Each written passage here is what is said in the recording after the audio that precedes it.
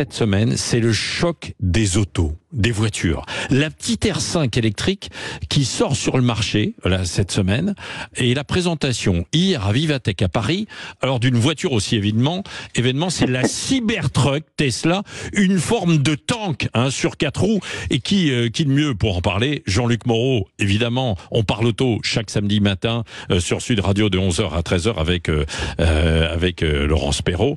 Bonjour Jean-Luc. Bonjour Patrick. Bon, non mais c'est le choc entre cette petite et ce géant quoi. Non mais c'est vrai. Bon déjà sur la petite R5 qui revient donc à la mode mais en version électrique.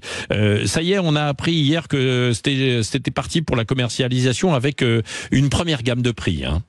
Avec une première gamme de prix. Alors, on n'est pas sur les 25 000 euros promis. Ça sera pour 2025, ça, le modèle à 25 000 euros. Mais cette petite voiture, vous avez raison de le préciser, 3,92 m de long. On est en dessous des 4 mètres. Aujourd'hui, toutes les citadines pratiquement dépassent les 4 mètres. Démarre à 33 490 euros pour une version avec un moteur puissant. Donc, on va dire une version assez polyvalente et va même jusqu'à 35 490 euros pour la version la mieux équipée. Donc, on n'est pas dans du super accessible comme l'est par exemple la Citroën IC3 qui démarre elle à 23 300 euros. Alors les prix que je vous donne, c'est bonus non déduit. Le bonus pour l'instant, alors c'est combien?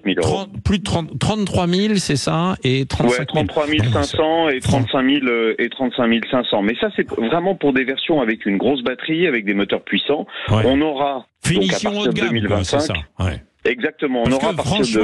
Parce que franchement, 30 000 balles, plus de 30 000 balles pour une petite auto, c'est quand même un peu cher. C'est quand même cher, mais il y aura donc la version, ça le patron Renault, j'étais avec lui hier, Fabrice Cambolive, c'est le patron général de la marque Renault pour le monde, m'a dit oui, il y aura bien la version à 25 000 euros en 2025. Alors il y a encore plein d'incertitudes, on ne sait pas quelle sera la puissance du modèle, normalement elle devrait avoir une batterie plus petite, 40 kWh, et il y a beaucoup d'incertitudes autour de la batterie, parce que vous savez que Renault va avoir des cellules qui vont être fabriquées en France, c'est une chimie qui s'appelle NMC, ça va être un peu technique, mais pour avoir des batteries moins chères, par exemple la Citroën utilise ce qu'on appelle la technologie LFP, lithium phosphate de fer, et ils se demandent s'ils vont pas mettre ces batteries-là justement dans la R5 la moins chère. Voilà, on en est. La décision n'a pas encore été prise. Et alors à l'opposé, il y a ce Cybertruck de Tesla. 100 000 $. C'est combien? 100 000 $, 100 000 euros quoi, aux alentours de 100 000 $.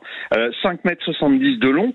Je sais pas si vous vous rendez compte, une grosse voiture chez nous, c'est 4,70 m, une grosse voiture. Là, c'est 5,70 m. Ça ne ressemble pas à une voiture, Jean-Luc, j'ai vu 2,40 m de large, non, ça ressemble à un vaisseau spatial, un tank, une soucoupe volante, enfin ce qu'on veut, quoi. En plus, la carrosserie est en inox, donc qui est pas peinte.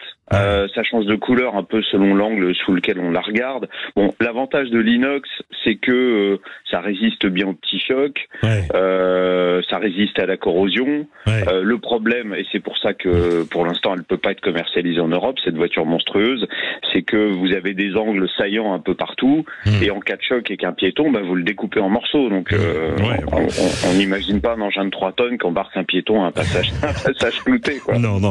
Merci Jean-Luc Moreau, on vous retrouve samedi évidemment 11h, 13h et en podcast.